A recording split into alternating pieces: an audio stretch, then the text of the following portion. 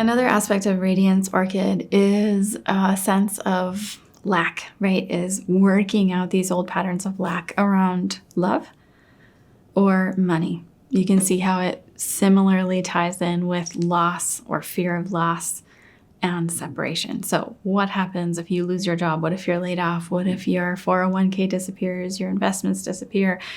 What if your real estate burns to the ground, right? It's like, what if I lose my money? So those types of worries or fears, as well as love. What if my love abandons me? What if I lose love? What if I'll lose friendships or family relationships that have meant a lot to me? What if the polarization of the current situation rips apart a relationship that I had thought was really meaningful? So it is working through these fears of missing out or missing something, and really embracing the dismantling, embracing the dismantling of whatever those situations are so that you can rebuild from a new place. If we talk about words like grasping, attachment, fixation, like these are all things, clinging, these are all sort of like words that don't really feel good to us. But you can imagine, even somebody like takes your favorite coffee cup in the morning, right? And breaks it, let's say. You feel this like, oh, or like your favorite shirt or your favorite pillowcase, right? We all experience this type of like fixation, grasping, clinging to something that gives us comfort. And so you can imagine that in love is such a huge concept, and comfort and money, love and money, the dismantling of what we are attached to, what gives us comfort, can rock our foundation. And so Radiance Orchid comes in to say, how can you turn toward that? How can you 100% accept life as it is without wanting to change things? Oftentimes, when a stressful event happens, it's more this sense of either denial or not wanting to feel or not wanting to look, not wanting or not able to accept it 100% as is. And when we are finally able to have the incredible courage and bravery to turn toward it and accept it as is without any desire to change it. And then what happens is it changes us. We allow this situation to directly and deeply impact and shift things around on our inside. We grow, we mature, we develop wisdom and ultimately freedom.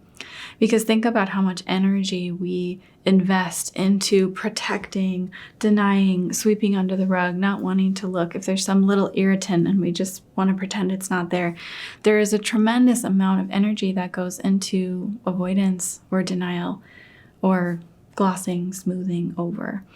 So you may feel this month like there's something that has been bothering you, but you sort of behave like everything's fine and everything's normal.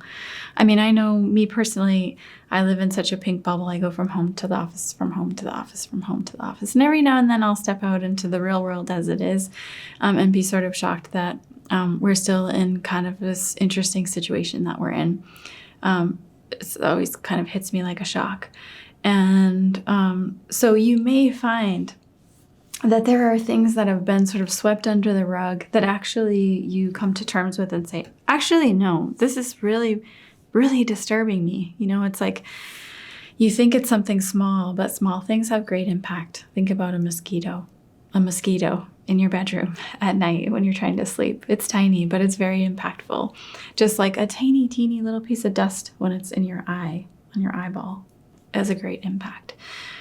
So this is the month where we turn toward those things and fully accept the way that we feel about something.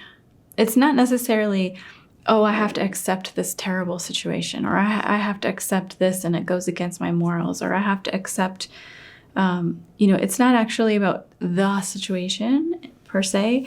It's more about, I want to fully accept the reality of my response to it, of how I feel around it, without hiding from my own feelings, without padding and protecting myself from my own experience of my own feelings. And the more we can do that, obviously, the more we can let these situations transform us from the inside. So the question for this week, is there anything in the background that is bothering you about love, money, or that's just irritating you that you haven't really wanted to look at? Do you experience any fears of loss around any of the areas around money or love? Or is there something that actually it really is bugging you, but you've been sort of glossing over it?